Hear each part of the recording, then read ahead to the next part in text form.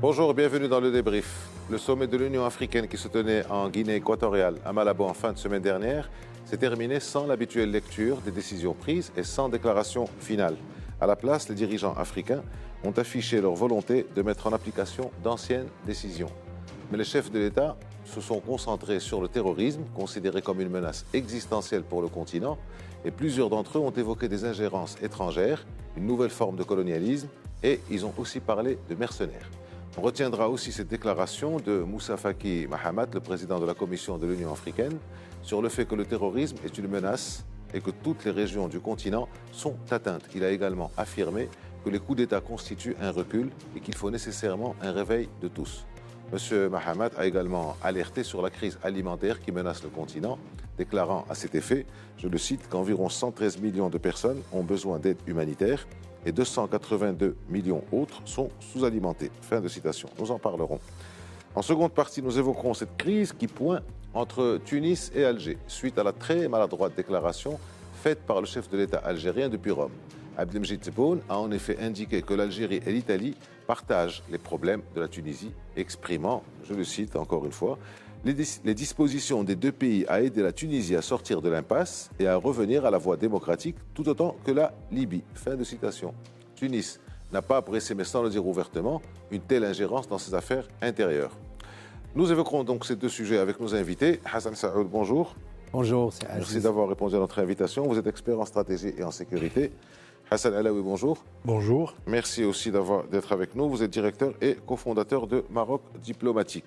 Alors, on passe au premier axe de notre émission. Donc, deux sommets pour un résultat plus que mitigé. C'est le résultat des rencontres des chefs d'État à Malabo. Hassan Saoud, Hassan Alaoui, la même question pour vous deux. On le sait déjà, mais on gagne à le rappeler. On commence par vous, Hassan Saoud. Quels sont les problèmes les plus urgents que connaît aujourd'hui le continent africain ? Quand vous faites la cartographie des menaces ou des urgences qui guettent l'Afrique, je peux vous dire que tout est urgent en Afrique. Sauf qu'il faut classifier, il faut grader un peu les menaces. En tête de menace, le terrorisme vient en tête de la menace africaine, puisqu'il continue de métastaser et beaucoup de pays sont touchés aujourd'hui et certainement demain. Vous avez le problème évidemment de la piraterie dans le golfe de Guinée qui risque d'avoir un canal de communication avec les terroristes. Il a été réduit du côté de la Corne de l'Afrique, il est passé en golfe de oui, Guinée. Mais dans le golfe de Guinée, le risque, à mon avis, serait que le terrorisme et la piraterie se rejoignent comme je rejoigne le séparatisme et le terrorisme. Et ça, c'est un risque qu'il faut prendre en considération. Vous avez évidemment le trafic des armes, vous avez toute la criminalité transnationale organisée parce qu'il y a un vide et on en profite, la cybercriminalité et certainement la menace environnementale qui a été traitée parce que, comme vous le savez, l'Afrique connaît une crise environnementale dont les conséquences commencent à se sentir et se ressentir avant, peut-être on va en parler dans le détail. Hassan Alaoui, je retiens le terme métastasé, à prononcer Hassan Saoud, les menaces, le terrorisme. Moi, je trouve qu'il n'y a pas lieu de parler de sommet, parce que c'est pour la première fois de l'histoire. Voilà un sommet qui ne publie pas de déclaration finale. Vous me direz que, comme vous le dites, les discussions continuent, mais les discussions continuent à propos de quoi, finalement? Et Malabo incarne justement, encore une fois, une espèce d'échec patent de ce qu'on peut appeler l'unité africaine, le dialogue, en tout cas les avancées en termes de réflexion et de stratégie. C'est l'échec du sommet, pas de l'Union africaine. Non, je ne parle pas de l'Union africaine, je D'accord. parle du sommet, parce que pour la première fois, il n'y a pas de déclaration finale, il n'y a donc pas de déclaration d'intention, il n'y a pas de programme, il y a tout simplement, j'allais dire, un sommet qui a eu lieu dans un pays particulier de tout même, n'est-ce pas? C'est l'Afrique équatoriale. Et qui, la Guinée équatoriale. Pardon, la Guinée équatoriale, excusez-moi. Et donc, pour moi, c'est quand même malheureux qu'on en arrive là aujourd'hui, alors que, comme l'a souligné Hassan, le continent est pratiquement à feu et à sang. C'est-à-dire, ça tire partout, ça renverse partout, ça invente même le langage, j'allais dire, des coups d'État. N'est-ce pas? On va en parler certainement. Ça, on en parlera. n'est-ce pas? Et aujourd'hui, c'est quand même c'est troublant ce qui se passe, n'est-ce pas? Alors que de l'autre côté, un petit peu, si vous voulez, de l'autre mer, je veux dire, qui nous intéresse aussi, la mer Noire et tout, il y a un conflit très très grave qui nous interpelle. Et donc, pour moi, Malabo, ça signifie tout simplement un échec cuisant, un échec patent, parce que ça me rappelle un petit peu, il y a quelques années, où tout simplement, il y avait un groupe qui dominait un petit peu les sommets de l'Afrique, et on en arrivera, je veux dire, on en parlera tout à l'heure, et le reste était simplement glissé sous, si vous voulez, le tapis de quelques habitudes très très mauvaises et qui n'avaient aucune signification et aucune portée politique. Et nous en sommes là aujourd'hui. Voilà. Donc, pas de sommet Malabo pour moi. C'est vraiment un non-sommet, quoi. Voilà. On a dit en même temps. On a dit en même temps. C'est vrai que quand vous êtes à feu et à sang, c'est vrai qu'au niveau du Sahel, c'est le terrorisme. Oui. Alors que le rôle qui métastase, pour reprendre votre expression, un peu partout. Il y a une friction, une tension assez inquiétante entre la RDC et le Rwanda. Il y a une trentaine de conflits en Afrique, tout simplement. Absolument. Alors, il y a bien sûr ceux qui émergent et ceux qui sont plus ou moins étouffés. Et que M. Faki Mahamat en arrive, je veux dire, à ce discours, à cette phrase quand même qui... Mais c'est un discours très fort. C'est très grave. L'Afrique, c'est une institution, je veux dire, l'OUA, l'Union africaine, pardon. Je fais beaucoup d'erreurs ce matin, je suis troublé. Non, c'est une question d'habitude. Tout simplement. L'OUA a duré quand même pendant une quarantaine d'années. L'Union africaine en arrive justement à cette espèce de morbidité. Moi, je pense que c'est très grave. Oui, on peut dire, vous le rejoignez? Oui, c'est un non-sommeil. Bon, je dirais que c'est un sommet où il n'y a pas eu d'accord ni de consensus, alors que l'Afrique marche au consensus. Donc, c'est peut-être un non-événement. Est-ce que ce n'est pas, comme ça, une question... Est-ce que ce n'est pas dû aussi à la guerre en Ukraine avec les deux blocs au nord, Occident, Russie d'un côté, et que l'Afrique peut être divisée sur les différentes positions à prendre? Est-ce que ce ne serait pas dû à ça? Je ne pense pas, parce que les sujets qui ont été soi-disant abordés sont purement africains. Certainement que l'ombre de la guerre russo-ukrainienne était là, subliminalement peut-être, mais je pense que les problèmes africains sont tellement importants que moi, l'influence, peut-être sur le plan de l'avenir de l'alimentaire de l'Afrique, qu'on va certainement parler parce qu'il est aussi grave. Mais ce qui est important, à mon humble avis, c'est ces structures de l'Union africaine en panne. Vous savez, on a calqué sur l'ONU, on a calqué sur le Conseil de sécurité, mais aucune structure ne marche. Vous savez, un Conseil des sages qui est censé prévenir des crises et régler les crises, il est en panne. Nous sommes dans des personnalités, des ex-chefs d'État qui sont des intermittents des règlements de crise, et ça ne marche pas. Vous savez, la situation humanitaire est due à la conflictualité, comme il l'a dit. Il y a une conflictualité intra-étatique, interétatique. 29 millions de déplacés et de réfugiés et de demandeurs d'asile. Vous vous rendez compte, c'est presque la moitié dans le monde. Donc, l'urgence est là. Malheureusement, le président en exercice l'a dit.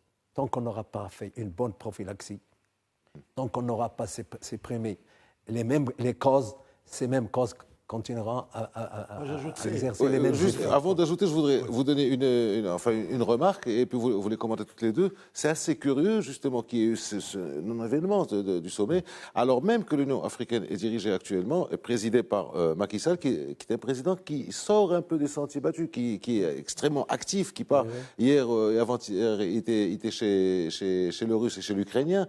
Il bouge, il fait des choses, il essaie de faire bouger un peu l'Afrique, mais bon. Ouais. Mais ça... Je reviens sur ce que vous avez essayé de tenter, peut-être un lien de cause à effet ou de causalité en tout cas entre la guerre d'Ukraine et la situation africaine. Les problèmes de l'Afrique existent quand même maintenant d'une manière très aiguë depuis 2 ou 3 ans. On les sait, ce sont donc une agriculture appauvrie, dominée par des puissances, on va en parler tout à l'heure, les problèmes de famine qui menacent, tout ça, le chômage bien sûr, la sécurité qui n'existe pas aujourd'hui, de plus en plus violée, et tout ça, si vous voulez, ce sont des phénomènes qui existent avant la guerre d'Ukraine en février dernier, n'est-ce pas? Et peut-être que la guerre d'Ukraine est venue accentuer peut-être les menaces, et nous rappeler en tout cas que maintenant, dans les mois à venir, à partir du mois de septembre, l'Afrique vivra vraiment des moments très, très, très, très douloureux. Par conséquent, il faut absolument se mettre en tête cette équation qui va donc aller se compliquant. Parce que de toute manière, aujourd'hui, la Russie, elle est bien dans sa position, n'est-ce pas? Elle continue la guerre en Ukraine. Et contrairement à ce que les experts occidentaux, européens en particulier, croient pouvoir dire, la guerre va durer, la guerre en Ukraine. Et par conséquent, les conséquences de cette guerre vont commencer à se profiler, je vais dire, à partir de septembre. En l'occurrence, l'histoire du blé, l'histoire de l'énergie, bien sûr, le gaz et le pétrole et tout ça. Ce qu'a dit le chômage. C'est une guerre européenne, mais les conséquences vont être africaines. Et la sécurité, donc, qui va être encore plus, j'allais dire, plus radicalisée, c'est-à-dire le problème de la sécurité en Afrique, ça va être de plus en plus radicalisé, notamment au Sahel, n'est-ce pas? Et donc, on est là, je ne sais pas ce que l'Afrique va pouvoir faire. Toujours est-il, et vous l'avez souligné, c'est que le président sénégalais, qui est le président donc, en exercice de l'Union africaine, a fait le voyage en Russie et donc en Ukraine. On ne sait pas exactement ce qui s'est passé, parce qu'il n'y a pas eu de communiqué, mais on peut imaginer que ça a été très, très, très difficile, parce que, quelle que soit l'importance de ces discussions avec l'un et l'autre des présidents, n'est-ce pas, que va-t-il pouvoir faire en tant que président de l'Union africaine? Que peut-elle faire, cette Union africaine, quand on sait que lors des votes, les 2 ou 3 votes importants qui ont concerné l'Ukraine, il y a eu ce qu'on appelle une radicalisation, si vous voulez, une espèce de polarisation, de l'Afrique, c'est-à-dire une grande partie contre les Russes ou pour les Russes. En fait, il ne s'agit pas de contre les Russes ou pour les Russes, c'est tout simplement un jeu d'intérêt d'une partie menée par les États-Unis en l'occurrence, auquel le président ukrainien ne cesse pas de demander des armes, ce qui complique la situation. Et l'Europe, comme dirait quelqu'un gentiment, va à sa perte si elle continuait à écouter M. Zelensky. Voilà la vérité. C'est tout à fait ça. C'est-à-dire qu'en fait, c'est le monde entier qui va aller dans cette aventure. En fait, M. Volodymyr Zelensky demande à accentuer et durcir encore plus les sanctions. Voilà. Ces sanctions, bon, fermer les ports, fermer les exportations, oui, tout avec des limites entraver on les connaît, limites même la vie russe. L'ancien secrétaire d'État américain, réaliste comme tout, même Kissinger, a mis en garde que dans tout conflit, il y a quand même, si vous voulez, une théorie de ce qu'on appelle les concessions territoriales. Et c'est ça, c'est très délicat d'en parler. D'ailleurs, ça a été repris par la fameuse lettre de Marek Alter à Vladimir Poutine. Mais on en parlera dans un autre débat. Alors, Hassan Saoud, on revient sur cette question qui focalise l'attention de tout le monde, c'est la question du terrorisme.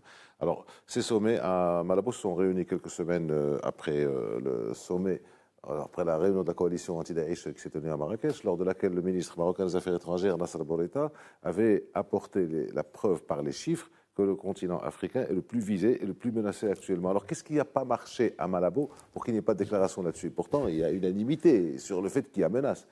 Alors, l'ordre du jour, qu'est-ce qu'il contenait? Il contenait évidemment la situation humanitaire, les gouvernements inconstitutionnels, c'est-à-dire les coups d'État.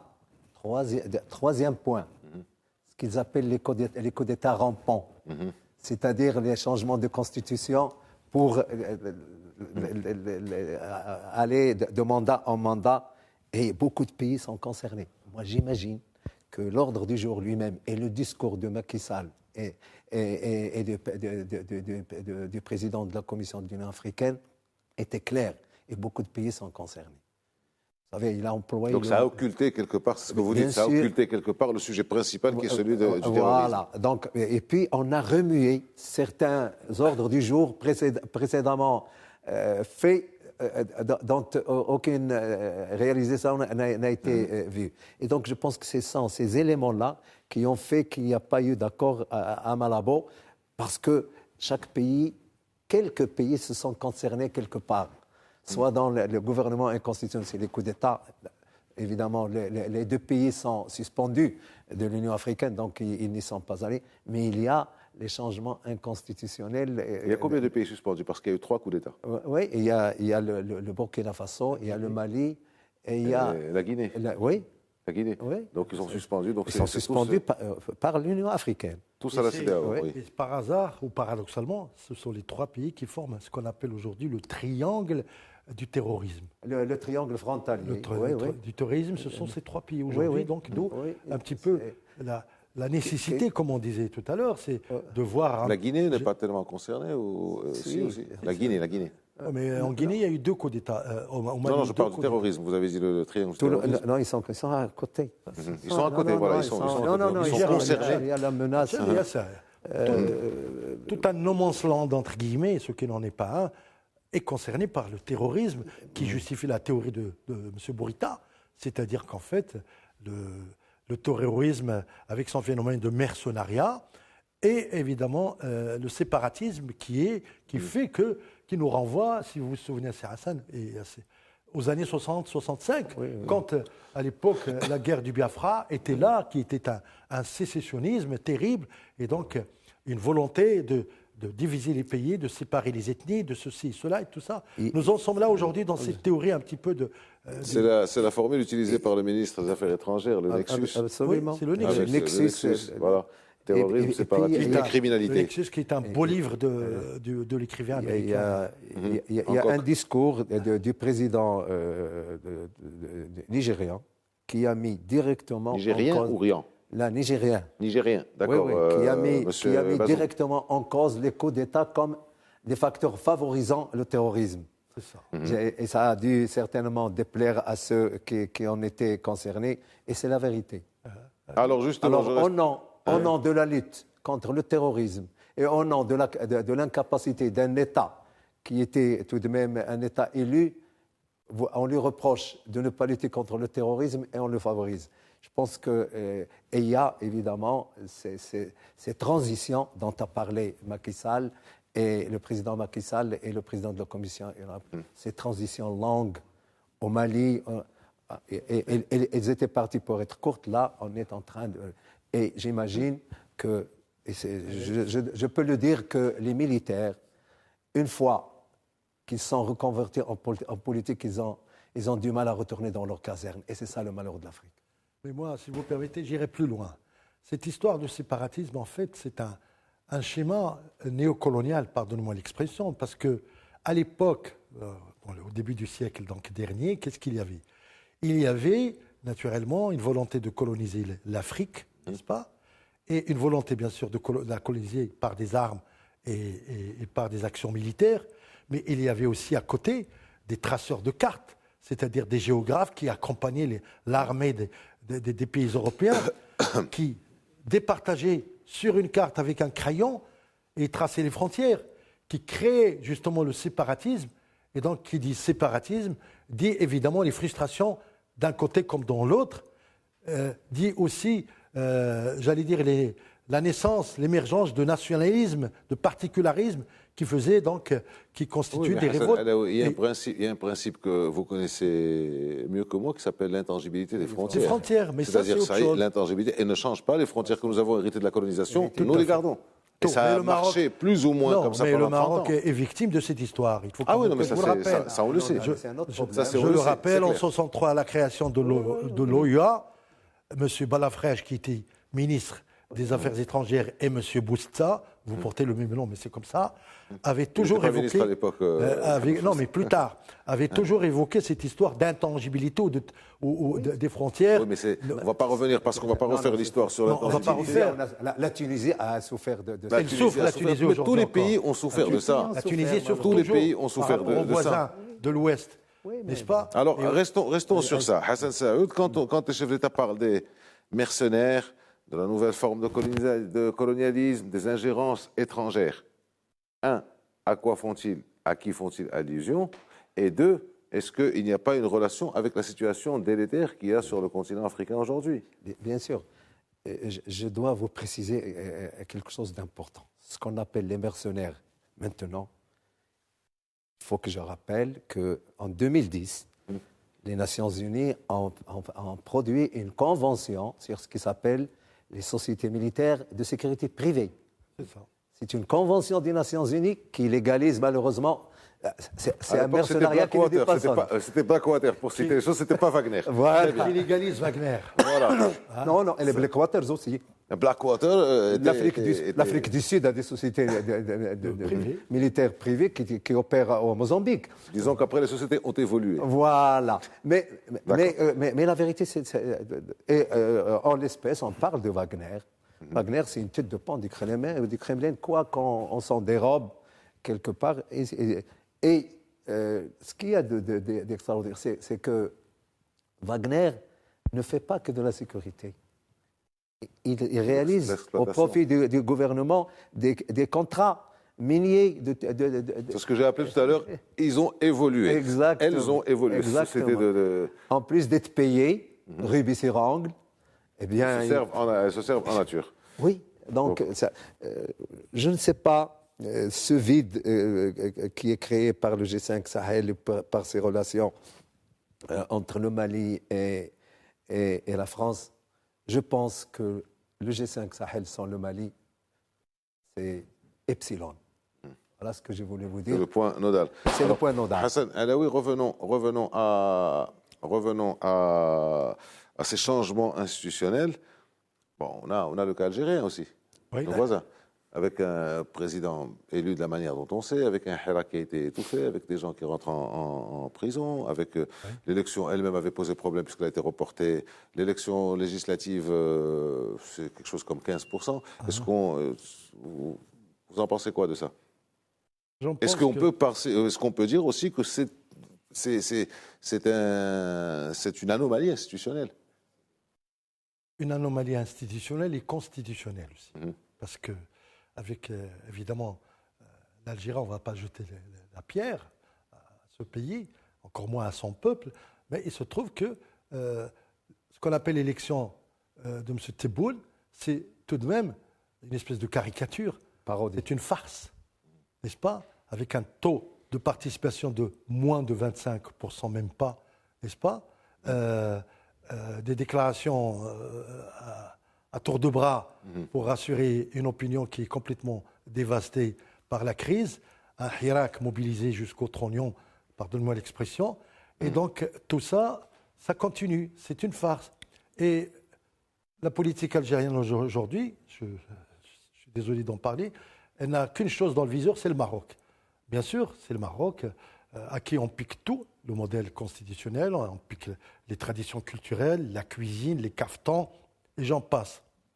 Donc, on a essayé de piquer. On a essayé de piquer. Évidemment, il y a une réactivité marocaine à tout ça. Et c'est de bon augure et de bonne guerre. Mais aujourd'hui, on ne peut pas dire que l'Algérie, c'est un modèle constitutionnel. Sérieux. Ce n'est pas vrai. C'est un modèle, à la limite, de démocrature, comme dirait l'autre, n'est-ce pas? C'est quelque chose qui est absolument inouï et qui va au-devant d'une très, très, très prochaine catastrophe. N'est-ce pas? L'économie, la crise économique aidant, la crise diplomatique, l'isolement du gouvernement algérien, je ne parle pas moi du peuple algérien, l'isolement du gouvernement algérien, ces tentatives d'étouffer la vérité, de créer des contextes inédits tout simplement pour calmer son peuple, cette agressivité rampante, c'est le cas de le dire, contre le Maroc, que tout le monde évidemment condamne, surtout au niveau des consciences européennes aujourd'hui, évidemment. Tout ça, ça participe, si vous voulez, d'une mauvaise foi caractérisée qui fait qu'on ne peut pas se prévaloir d'un modèle démocratique en Algérie, ni constitutionnel, ni institutionnel. J'ai posé cette question, en fait, c'est une question qui est orientée parce que l'Algérie intervient, est limitrophe du Mali, avec, je parle sous votre contrôle, peut-être 1000-1200 kilomètres de frontières, ça. que les mouvements passent d'un pays à l'autre et qu'il faut un véritable pouvoir fort pour pouvoir intervenir au Mali. Alors justement, Hassan Saoud, cette situation au Mali, on n'en a pas beaucoup parlé, mais bon, le Mali, on l'a dit, on l'a redit, c'est l'opération, c'est la force Barkhane qui s'en va, c'est la force Takuba aussi. Donc l'Algérie est au premier rang et c'est pour ça que j'avais posé la question. Je voulais vous demander où c'est que ça en est maintenant au niveau sécuritaire au Mali, mais vous allez me répondre après la pause parce que le temps file et nous sommes déjà à la moitié de l'émission. On se retrouve dans quelques secondes.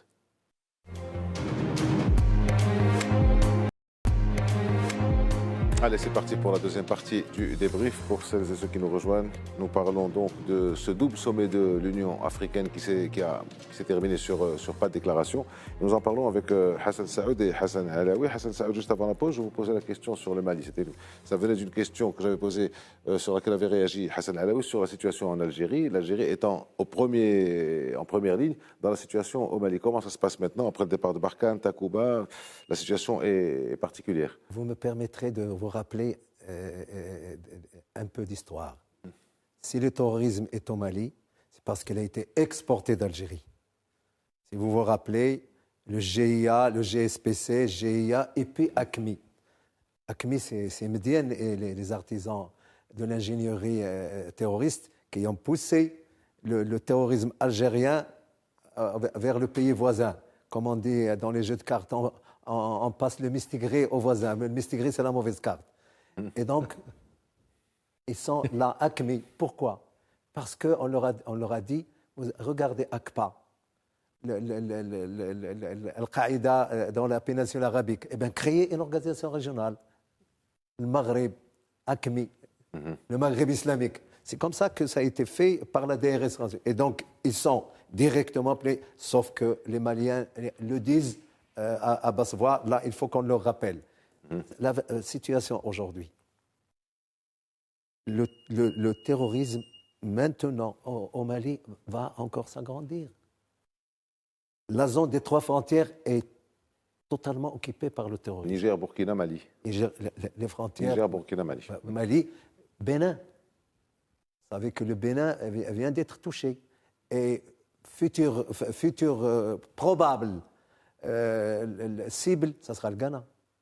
Et c'est dans les cartons du terrorisme. Donc il y a cette poussée parce qu'il y a un vide sécuritaire. C'est le terme que vous avez utilisé en première partie, la métastase. Et oui, c'est en train de métastaser, de passer d'un pays à l'autre. Et le ministre des Affaires, notre ministre des Affaires étrangères, à juste titre, dit qu'en Afrique, il y a 29 entités terroristes. Et le chiffre est juste. Avec la probabilité qu'il y ait encore prolifération, parce que d'un groupe, on peut faire sortir d'autres. 29 mouvements terroristes qu'avait dit notre ministre, et c'est juste. Bien. Alors, avec le terrorisme, en plus du terrorisme, Hassan Alaoui, il y a la sécurité alimentaire, d'une manière générale, mais qui est accentuée, aggravée par la guerre en Ukraine, les restrictions sur les exportations de céréales vers l'Afrique. Il y a aussi la sortie de crise Covid. On a tendance à l'oublier, mais il ne faut pas l'oublier parce qu'il y a une relance économique à assurer. L'Afrique entame des années difficiles. Très, très difficiles. D'autant plus qu'on vient de s'en apercevoir, encore plus gravement. La Russie, c'est quand même le premier exportateur du monde de blé. N'est-ce pas? L'Ukraine, c'est 20%, même pas. Mais c'est la Russie qui a le... C'est le cinquième exportateur, c'est pas rien. L'Afrique, elle dépend entièrement du blé russe. Mais mieux que ça. Maintenant, pas entièrement, on va dire à peu près dans les 50-60% en moyenne, parce qu'il y a des pays comme le Bénin ou la Somalie qui importent 100%. Mais la carte alimentaire, elle est comme ça, de toute manière, en tout état de cause. Maintenant, les stocks qui sont constitués en Afrique, ce sont des stocks pratiquement, si vous permettez, dans le monde d'abord, c'est des stocks chinois. C'est la Chine qui a stocké le maximum de blé. Et la Chine n'exporte pas. Hein? La Chine n'exporte pas. N'exporte pas, mais elle stocke. L'Inde non plus, elle a dit qu'elle exportait plus. L'Inde a refusé maintenant. Elle a dit que je n'exporte pas. Elle garde. Donc on fait ce qu'on appelle je veux dire, il y a l'expression. On stocke. On stocke, n'est-ce pas? Et surtout, ce qui va se passer, c'est que, bien sûr, tout ce qui ne sort pas, tout ce qui reste en Chine, affaiblit l'Afrique. Parce que l'Afrique, où la Chine est de plus en plus implantée, elle a, je veux dire, elle a un rôle très, très, très grave, c'est qu'elle assiste à l'appauvrissement de l'Afrique, mais elle n'aide pas l'Afrique sur ce plan des stocks de blé ou d'engrais, en tout cas. Moi, j'ai une petite idée, je ne sais pas si je peux l'exprimer, audacieuse. Ce que le Maroc fait aujourd'hui avec l'OCP, je peux dire que c'est quand même, à terme, c'est intéressant. Parce que les restrictions sur les exportations concernent aussi les fertilisants, les engrais. Parce que nous avons un groupe, le premier groupe exportateur de phosphate, qui fait aussi, si vous voulez, il a une politique de stratégie céréalière et de culture. Donc, à terme, pourquoi pas, le Maroc ne se positionnerait pas à ce niveau-là. Toujours est-il que, je réponds à votre question, c'est que la crise va se profiler très très gravement à partir de septembre, je le précise, en Afrique, au niveau des céréales, des denrées.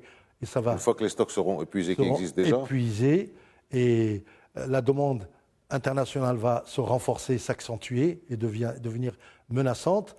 Et tout ça, j'allais dire, allié mise au même niveau que l'énergie, c'est-à-dire le pétrole ou le gaz, ça va devenir très très grave pour l'Afrique. Alors, c'était ça justement quand l'objet de la teneur de discussion entre Macky Sall et le chancelier allemand Olaf Scholz lors de sa tournée en Afrique, quand il est passé par Dakar, Macky Sall lui avait demandé devait demander à l'Europe de lever certaines restrictions sur les Russes, ne serait-ce que pour laisser les bateaux russes sortir des ports et aller jusqu'en Afrique pour livrer.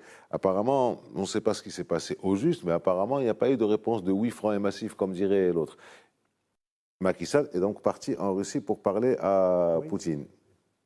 Il se passe quoi au juste? Est-ce que vous avez un décodage? Il faut rappeler que le président Poutine a dit il y a deux jours ou 3 jours, pas de levée s'il n'y a pas de levée des sanctions européennes. Tout à fait. Il a été contacté par le président français et le chancelier allemand. Je pense que c'est resté. Et il a dit que c'est une causalité qu'il a. Levée de sanctions contre levée de sanctions. Voilà. C'est aussi simple que ça. La Turquie est entrée en ligne.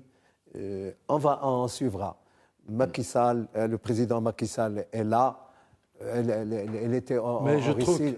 Mais je trouve que c'est déjà pas mal que Macky Sall se rende à Moscou et à Kiev. Bon, pourquoi à Sochi. Pardon, parce que, tout simplement, pourquoi? Parce que jusque-là, il n'y avait que le rôle de M. Macron, et donc la voix de l'Europe, bien sûr, mais là, nous avons la voix de l'Afrique qui, quand même, va jusqu'à... Il a deux casquettes, la casquette de chef d'État et la casquette de président en exercice juste de l'Union africaine. pour information, le Sénégal est dépendant de 65% des exportations. Oui, beaucoup de pays africains vont souffrir. Le premier d'entre eux, ce sera l'Égypte. Elle souffre déjà. L'Algérie. 110 millions d'habitants, c'est pas rien. Le Sénégal, l'Éthiopie. Beaucoup de pays tous. Oui, ils seront tous impactés. Mais c'est quoi? Parce que l'Afrique, désertification, raréfaction de l'eau. Et je vous signale que la Chine a acheté quelque chose comme 70 millions d'hectares aux Africains. De terre, oui. Une superficie comme le Kenya est achetée complètement par alors qu'il y a 1 milliard et quelques, et puis on en prévoit le triple dans 50 ans, et on continue avant. La guerre sera assez intéressante. Conclusion géopolitique, les deux puissances, la Russie et la Chine, se retrouvent finalement en Afrique, bien implantées. Oui, si vous permettez cette... Laquelle Afrique n'a pas eu énormément d'aide de la part de l'Union européenne sur les céréales, de la part des États-Unis, du Canada, qui sont producteurs et exportateurs même. Donc c'est un peu l'histoire qui se répète avec la question du Covid. Quand il y avait le Covid, au départ, il y a eu une coopération sud-sud. Il n'existe plus. Et l'Europe n'en a eu que pour l'Ukraine. Il faut quand même le dire, que l'Ukraine. Et je répète encore, cette histoire de ce président ukrainien, il faut quand même qu'il fasse un jour, qu'il comprenne, j'ose le dire, des concessions par rapport dans une négociation globale. Oui, bien sûr, c'est pas la théorie dominante, mais c'est comme ça. Même Kissinger l'a dit, je répète. L'intégrité territoriale des pays est quand même importante. Oui, mais la Russie aussi réclame le respect de son intégrité territoriale. Personne ne peut défendre légalement, moralement, une invasion, ni l'amputation d'un territoire par la force. Personne ne peut défendre ça. Personne. Donc, engagement pour une conférence, maintenir le dialogue comme le fait Macron. Biden a dit, on vous donne les armes, mais attention c'est une guerre qui est en train de se passer entre États-Unis et entre la Russie par Ukraine interposée. Mais quelqu'un avait dit une chose très très intéressante, je vous l'ai dit, c'est il faudra, parce que Zelensky, le président ukrainien, a demandé à s'adresser à l'Union africaine. Il serait intéressant de voir l'accueil qui va être réservé au président Zelensky de la part de l'Afrique. Encore faut-il qu'ils se réunissent. Encore faut-il qu'ils se... Non, mais ils vont se réunir, parce que c'est pas au niveau des chefs. C'est pas le chef d'État.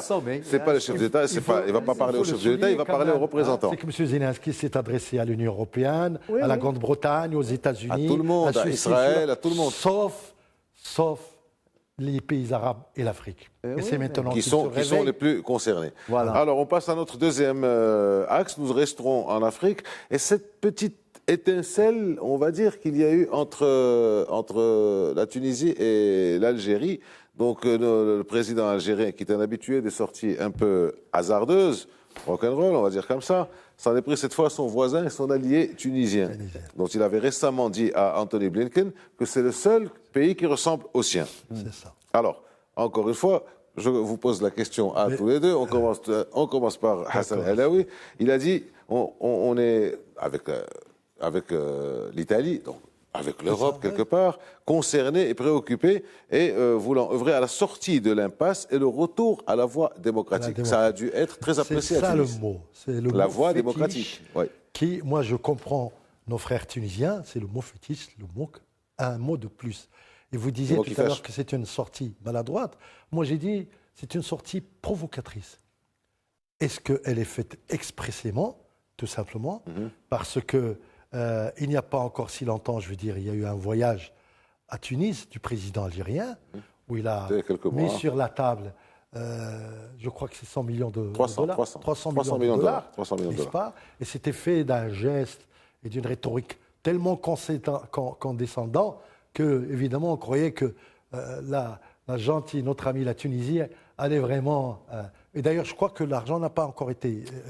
Non, une partie a été débloquée. Je ne sais pas. Ça a été la déclaration du ministre tunisien des Finances, que ça a aidé à boucler quelques... Toujours est-il que c'est de la mauvaise foi. Hein, dire d'un pays frère, entre guillemets, à l'étranger de surcroît, avec les chefs d'État européens, qu'il faut aider la Tunisie à retrouver sa marque démocratique, c'est quand même un peu, pardonnez-moi l'expression, gonflé. Et évidemment, il y a une question d'orgueil, il y a une question de désinformation, il y a une question d'appréciation des efforts du peuple tunisien. On a beau dire, on peut reprocher tout ce qu'on veut au chef d'État tunisien, mais il est souverain, il fait ce qu'il veut. Vous ne pouvez pas venir imaginer, lui dicter que c'est la même chose, elle est faite pour nous, contre le Maroc. Les Algériens, ils font la même chose.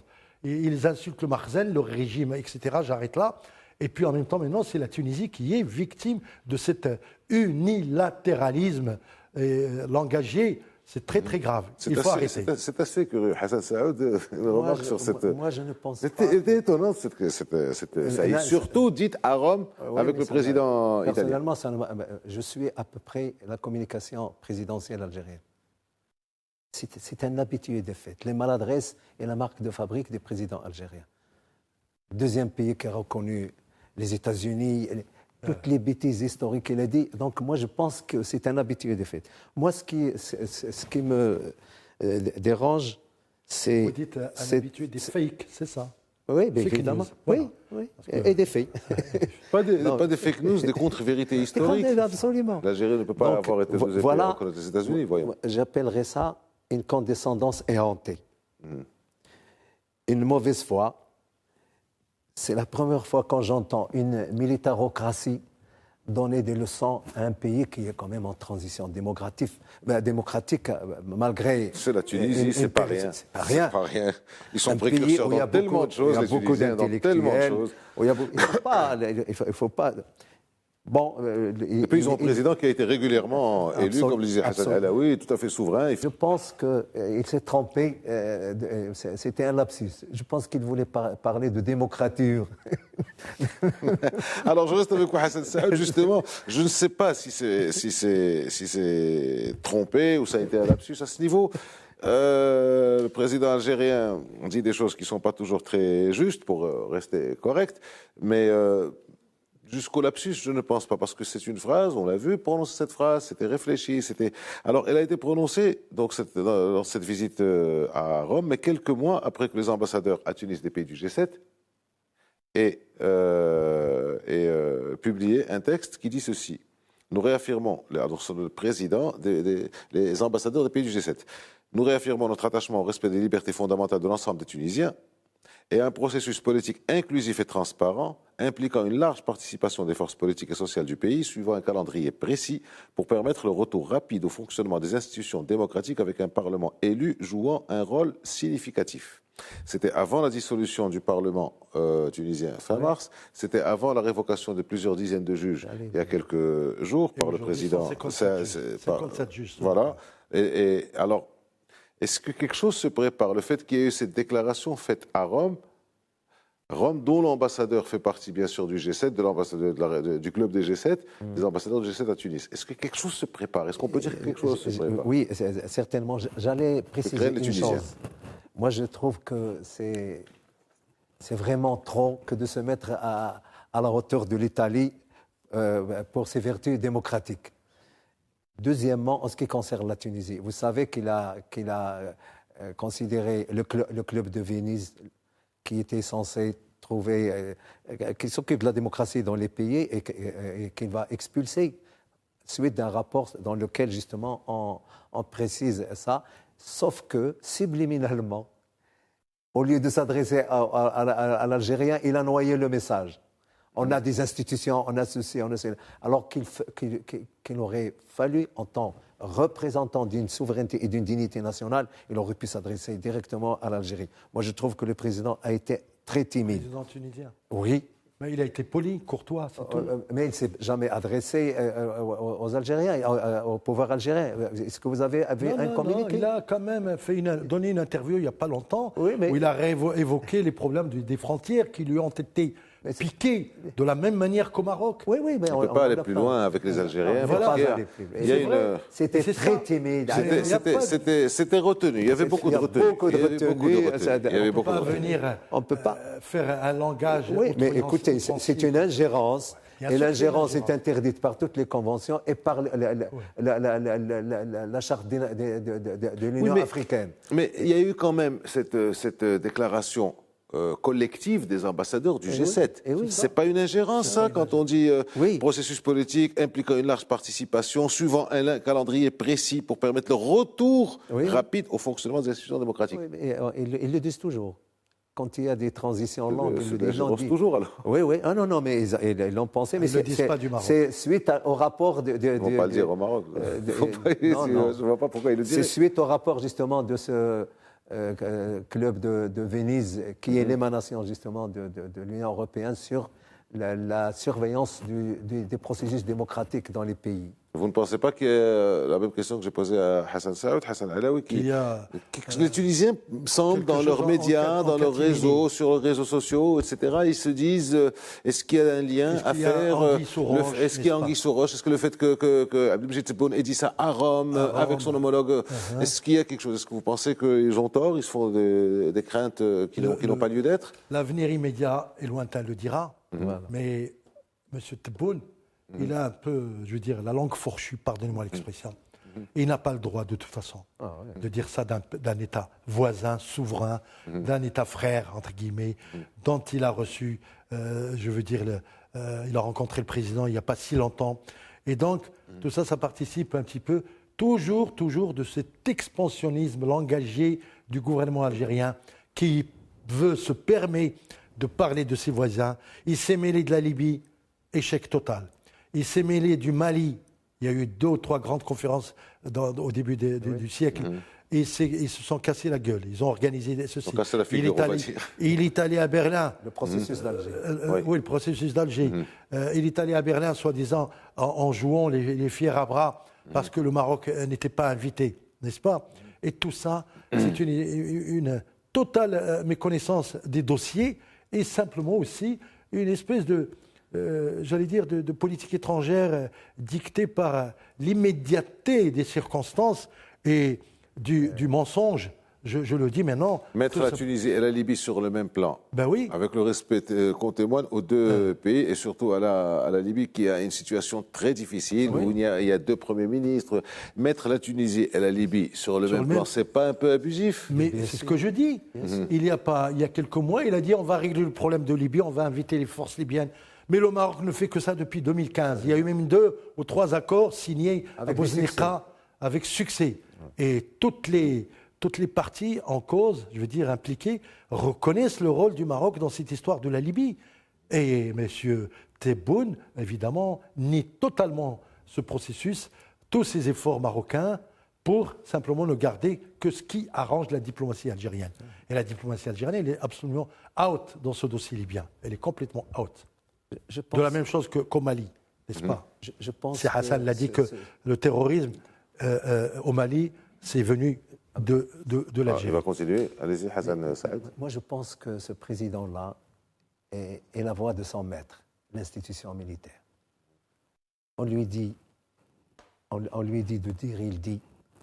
On dit à d'autres de dire, au ministre des Affaires étrangères et à Blani de dire, et on le débranche quand on veut. Donc ce n'est pas ce qui est, moi, à mon avis, important pour l'avenir, c'est que beaucoup de nos partenaires constatent ces dysfonctionnements qu'il y a, parce que on n'est jamais plus isolé que par soi-même. L'Algérie est en train de s'isoler par elle-même. Alors regardez tout autour, dans le Grand Maghreb, qu'est-ce qu'il lui reste? Dans le Maghreb, il ne reste pas grand-chose. Avec l'Espagne, elle est en situation conflictuelle ouverte puisqu'elle a rappelé son ambassadeur. Exactement. Avec la France, ce sont des hauts et des bas. Les Italiens gardent ces relations parce qu'ils sont dépendants du pétrole. Avec la crise en Ukraine, ils sont dépendants du gaz algérien avec l'oléoduc transméditerranéen. L'embargo gazier, est-ce qu'il a marché? Non. Non. L'arme de destruction massive qui est la corruption, est-ce qu'elle a marché? Non. Et puis, ils sont restés sur la manne mémorielle dont la jeunesse s'en fout complètement. Et ils sont sur la rente pétrolière et gazière. Ce qu'a dit Emmanuel Macron, une rente mémorielle. Alors, dernière question à vous deux, il nous reste une petite poignée de minutes. Est-ce que la Tunisie de Kais Saïed n'a pas quand même quelque part commis une erreur géostratégique en collant de trop près à l'Algérie? Là, on voit la visite du président algérien en Tunisie, près de 300 millions de dollars, un vote d'abstention pour la résolution 2602, ça a été les seuls avec les Russes, si ma mémoire est bonne. Oui. Est-ce que c'est pas le moment de revenir un peu sur ça, sur tout ça? Bien sûr, on ne peut pas réécrire l'histoire, n'est-ce pas? Mais moi, je ne peux pas intervenir dans la politique d'un pays que je respecte, n'est-ce pas, sincèrement. Je pense que le gouvernement tunisien, le chef de l'État tunisien sont souverains. Ils sont, je veux dire, maîtres de leur propre destin. Et je suis d'accord avec cette vision qu'il ne faut pas du tout interférer, parce qu'on ne connaît pas les conditions dans lesquelles s'exerce le pouvoir en Tunisie. Le président a été élu de manière régulière, ce qui n'est pas le cas dans le pays voisin algérien. Le président est en train, évidemment, d'établir un plan, je veux dire, d'assainissement contre Il y a des partis politiques qui sont actifs, qui sont vivants. C'est une vie politique de la Tunisie qui nous est chère, c'est ça. La Tunisie qui nous est chère, on ne peut pas en dire autant de l'Algérie, quand bien même, évidemment, il y aurait besoin qu'on se rapproche un jour ou l'autre. Mais c'est comme ça. Il y a des phénomènes qui vous dictent l'urgence des choses, et la Tunisie est sous pression dans ces conditions. Elle est sous pression, bien sûr, et elle ne peut pas, je veux dire, faire plaisir à l'un ou à l'autre. Elle fait son choix librement en fonction des intérêts et des urgences, justement, qui sont géostratégiques ou stratégiques ou tout simplement politiques, n'est-ce pas? Oui, alors, oui, Hassan Saoud, même question, est-ce que ce n'était pas une forme d'erreur géostratégique, donc, de s'être aussi rapproché de l'Algérie, sachant qu'il y a aussi une espèce de chantage au gaz qui est fait avec le fameux gazoduc qui passe par la Tunisie pour aller vers... C'est-à-dire que finalement, les Algériens ils sont en train de mettre la pression sur les Tunisiens pour leur gazoduc qui passe vers l'Italie, comme ça s'est passé pour le gazoduc Maghreb-Europe, qu'ils ont coupé tout simplement parce qu'il n'y a pas de discussion. Est-ce qu'il n'y a pas une forme de condescendance là-dedans? Est-ce qu'il n'y a pas une... C'est pas le moment de revenir un peu sur ces questions-là? Vous savez, la plus malhabile des diplomaties ou des décisions d'un État, c'est de toucher à l'économie, que ce soit d'un voisin, que ce soit d'un... Poutine, qui est en guerre avec l'Europe, continue, parce que c'est la limite. Le gaz russe qui passe à travers l'Ukraine passe toujours à travers l'Ukraine. L'Ukraine qui est en guerre. Bon, on ne sait pas de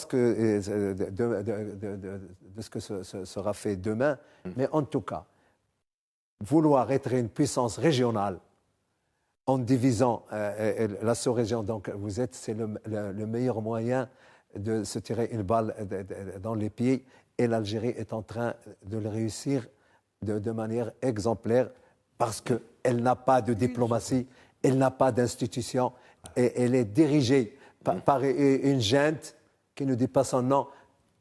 J'ose dire que c'est un président qui a été démocratiquement élu par l'armée. Ça change un peu de vous. Très rapidement. Je n'oublie pas quand même 12 secondes exactement. La diplomatie du chèque. Et ça ne fonctionne pas, la diplomatie du chèque. 300 millions pour la Tunisie, 100 millions pour les Palestiniens. Et le lendemain, d'ailleurs, le même Palestinien qui a quitté Alger est parti chez Gantz, le ministre israélien de la Défense. La diplomatie transactionnelle a des limites et il faut savoir avec qui l'affaire. On n'achète pas les pays comme ça. Merci messieurs d'avoir été avec nous. Merci c'est Hassan Saoud, merci c'est Hassan Alaoui, merci à vous d'avoir été avec nous. À la semaine prochaine.